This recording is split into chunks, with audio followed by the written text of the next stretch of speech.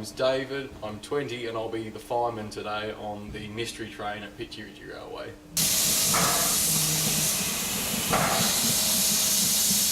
I'm coming out as a trainee fireman, learning the art of firing from Christopher and Dave.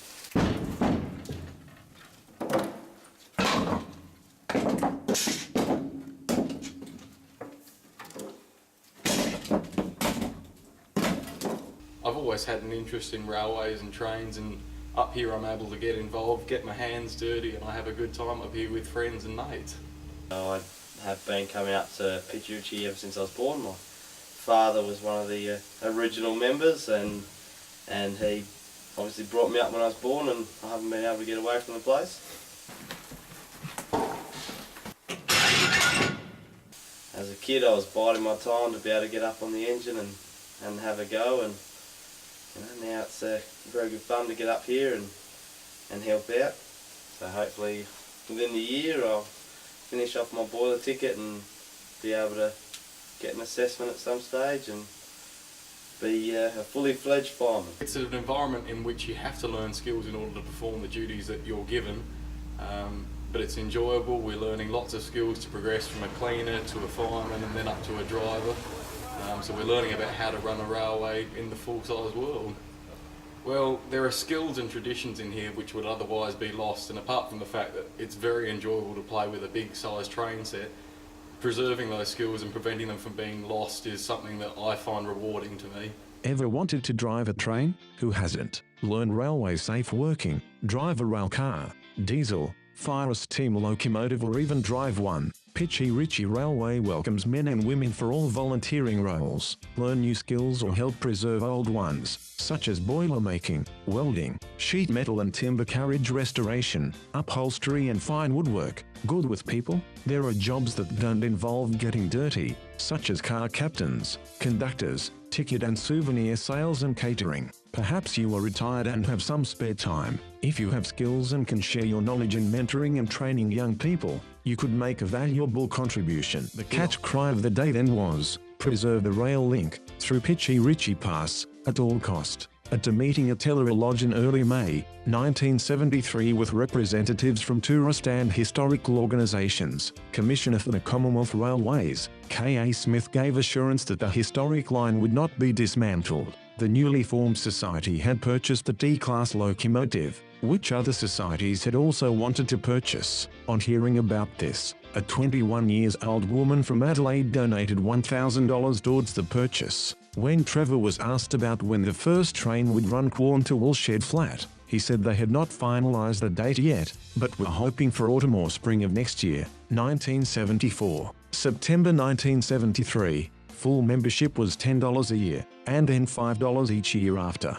Family membership was $12.50, with subsequent years $7.50, and associates $2.50 each year. By November 1973 membership had reached 268 mark, with 167 associate members. The Pichi Richi Railway Preservation Society was all finalised by the 24th of October 1973, with the first working bee held the following weekend in 40 degrees temperature. In 2013, Pichi Richi Railway Preservation Society celebrated 40 years since formation in July 1973. Good morning, ladies and gentlemen, boys and girls. Welcome to Quorn, the real home of the Pichi Richi Railway.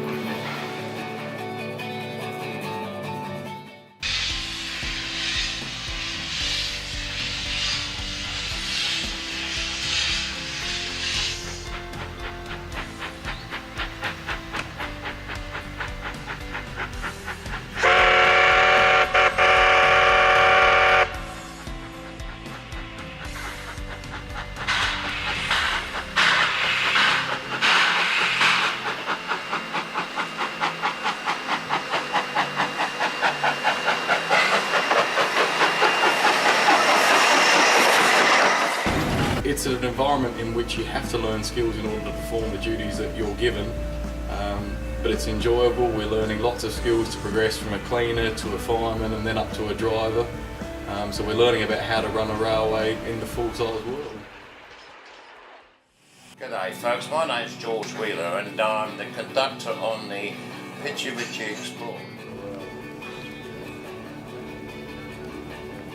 And my job is to look after people's comfort and safety and to give them information on the way to Woolshed Flat.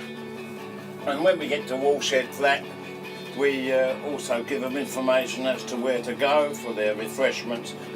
Just a few things I must tell you for your own safety and comfort. Whilst the train is in motion, no standing on the end platform. No smoking whatsoever anywhere on the train.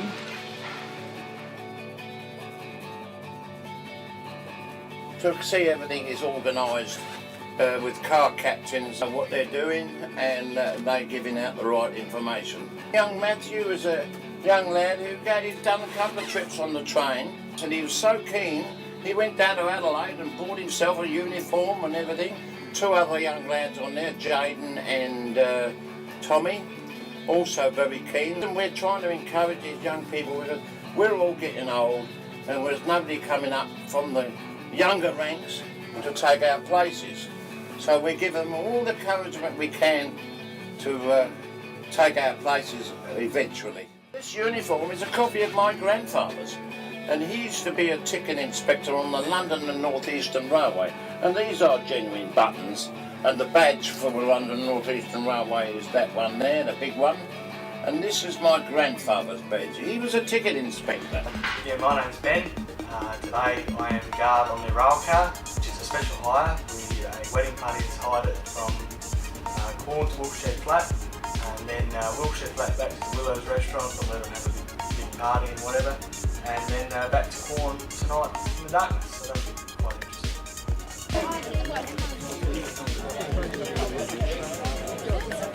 One of them is called Coach, and the dark one is called...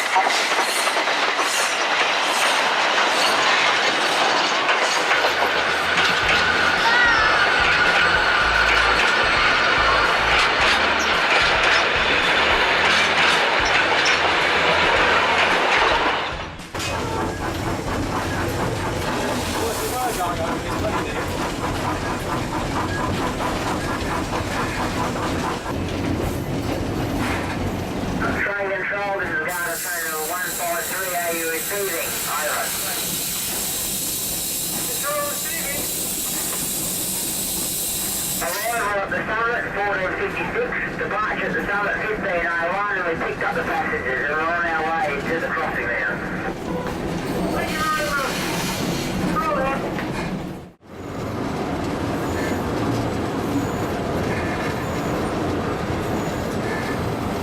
From Peterborough, about an hour and a half drives here, and I'm currently just finishing off year 12 at the high school there.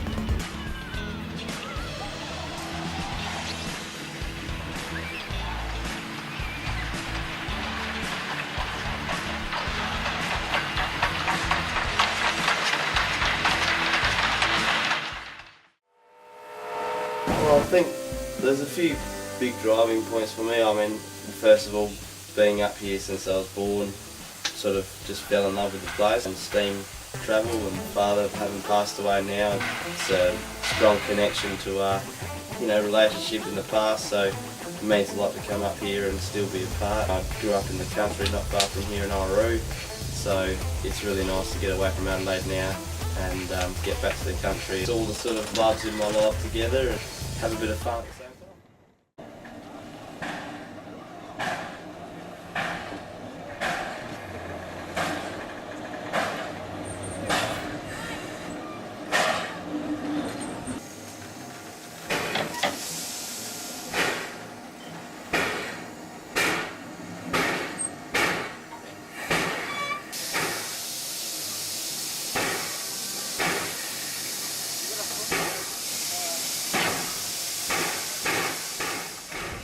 I'm a Thomas the Tank Engine fan gone wrong. So instead of playing with the little toys on the lounge room carpet, I've come to play with the big stuff basically.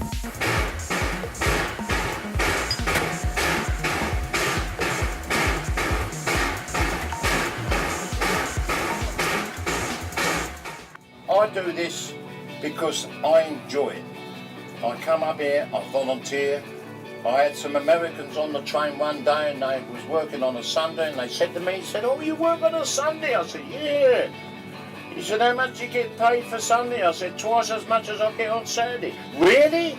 "Yeah." I said, and he said, "How much is that?" I said, "Nothing." So yeah, we do it for nothing. We do it because we enjoy it. We come all that way up here because it's better than sitting in front of the TV at my age and vegetating. The line opened for public use, with 2 trains per day Quorn to Port Augusta, on the 15th of December 1879. The Pichi Richi Railway replaced a line from Stirling North to Port Augusta. This project was completed in 2001 and allows Pichi Richi Railway Preservation Society's Afghan Express to depart from number 2 platform at Port Augusta Railway Station, as the GAN did on the narrow gauge until 1956. The official opening was held at Easter 2002. See the ancient Flinders Ranges landscape unfold before you, on the full-day Afghan Express return trip, from Port Augusta Railway Station, to the historic outback town of Quorn.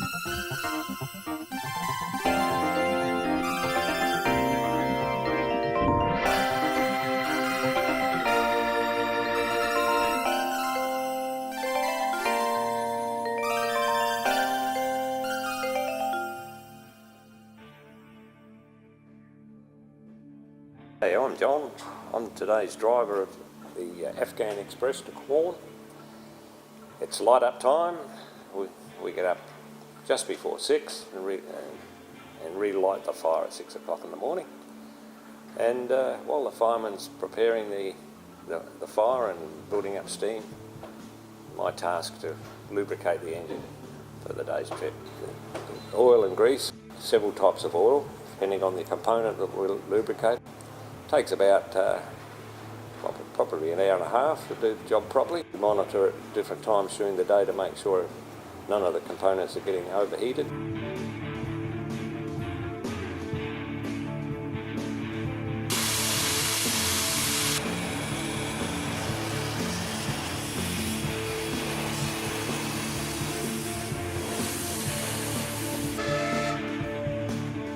We're ready to depart. We release the brakes, wind the wheel down to the forward position, open the regulator slowly until we gather a bit of motion, and then we wind the wheel back to proper operating position, be available in the track. Then on it's a constant adjustment of both the regulator and the position of the wheel.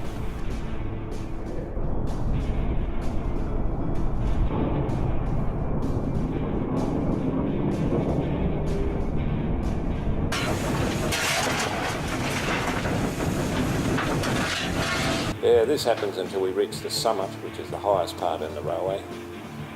And then we descend the hill into Quorn using the brakes. We've got an automatic brake which works right through the train, and proper operation, we release the engine brake so that the train doesn't bunch up behind us and jerk. And effectively the carriage consist is braking the engine as well.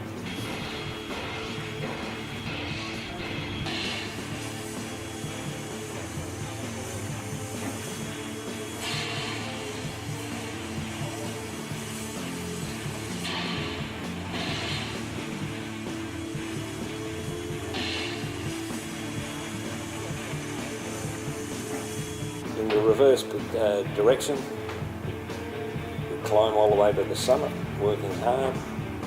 When we reach the summit, we come down to Port Augusta using the brakes just about all the way. It's a much longer section.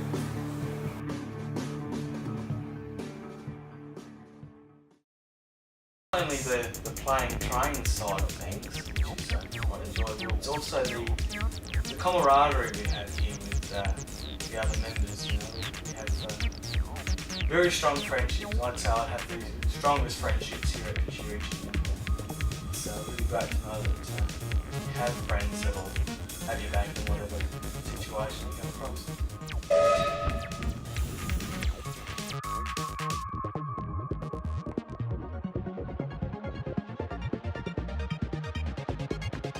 Well, playing training sims doesn't entice you. It's also great work experience. You learn what a hard day's work is like, and someone sees that on your resume, and you're going to be a lot more popular than someone who hasn't done any volunteer work in the past.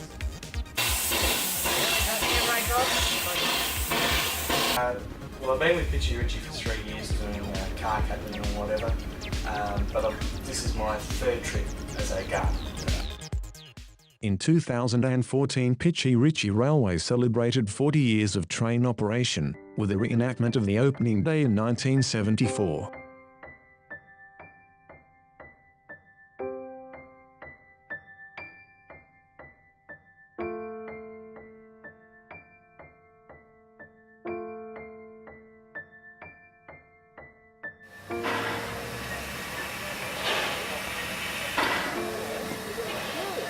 What does this event mean to the people of South Australia? Well, this is an incredibly important event here in Corn with statewide and national significance. The Pichi Richi Railway Preservation Society is actually recognised as a leader nationally, but of course for us here in the Southern Flinders Ranges, we are the ones that have received significant support from this society. We are the ones that support the society in Corn and Port Augusta predominantly, but also we are the ones that have received significant support. Over 300,000 people have travelled on this train over the last 40 years. More than 25% of them are from interstate. This is something that contributes to tourism, contributes to our local identity, and very importantly, contributes to training. An enormous number of trades are actually taught here to young people by the Pichi Richi Preservation Society. This is incredibly special because 40 years ago, 400 people came together to join as members of this society. And 40 years later today, there are still 400 members. People have passion, dedication, and they're prepared to put hard work into this preservation society. Now, when people come together to do that, it's going to be a success. When they contribute to the local community, it's going to be a success. And when the local community wants to contribute back, it will be a success. That's the recipe that's been so wonderful here. And what about the tourists? What keeps them coming back, do you think, to Corn? Can't beat the trains. When I was a boy, I wanted to be a train driver and a racing car driver. I thought they were on equal footing as far as I was concerned. And young kids still love it. Parents love to take their kids on the trains. But also, there's a very important historical connection here. You know, this is the last working section of the old Ghan Railway, which is one of the most fascinating and interesting parts of our working Australian national history. 2, 3, 4, give it up. 2, 3, 4. So we'll do that all together. Here we go. Right again. Hop. 2, 3, 4, give it up. I'd just like to let you know that we do have an important dignitary travelling on the train today. It's the Duke of Gloucester, Prince Henry. Prince Henry and his companion, Mildred. If you're very lucky, you may also see Prince Henry and Mildred on the train. So have a wonderful morning, everyone, on the Pichi Richi Railway. Thank you. Now that I'm here, I travel by train. Meeting folks and kissing babies. Again and again. I say to you, as we're all here in the outdoors, serve your king and serve your country. That's what you're here for. I am Henry. I am Henry. Good Prince Henry. Good Prince Henry. Of the most distinguished orders within the Empire and the Duke of Gloucester. Of the most distinguished order within the Empire and the Duke of Gloucester. Of the most distinguished orders within the Empire and the Duke of Gloucester. Of the most distinguished order within the Empire and the Duke of Gloucester. Of the most distinguished orders within the Empire and the Duke of Gloucester. Of the most distinguished order within the Empire and the Duke of Gloucester. Very nice.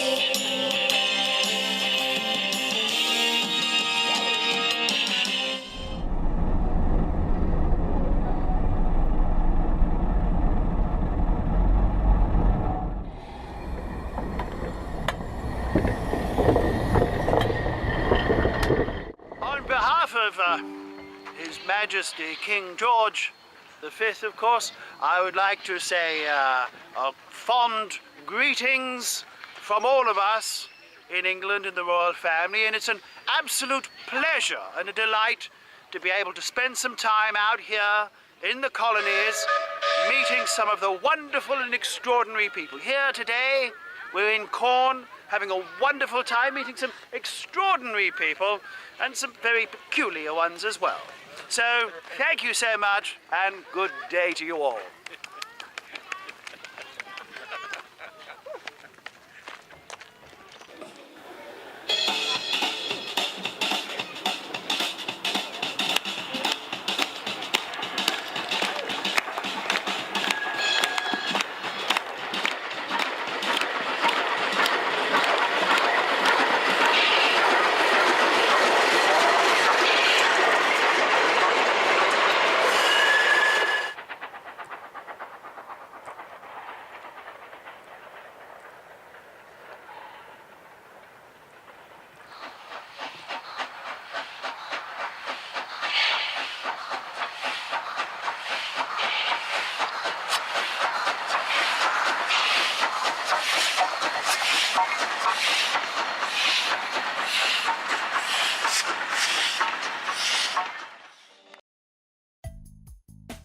It was the last of a handful of YXS in the division, which spent their last days shunting the Port Lincoln yard. Almost all boiler fittings remain intact, and deterioration has, in the main, been superficial, boiler cladding and plate work being relatively easy to renew. It was originally built as a Y Class 260, numerically the largest class of locomotives on the SAR, with 129 representatives. Entering service on the 15th of December 1892 on the Northern Division as Y141, it was built by James Martin, builders number 43, of Gawler. On the 30th of July 1927, YX-141 was transferred to the Port Lincoln Division, as one of a total of 22 X-class to work on that division. The restoration has taken about 12 years. On the 3rd of June 2017, it was steamed for the first time. Since then, project manager John Lyas and his team have done load trial, now anticipating a return to service in 2018.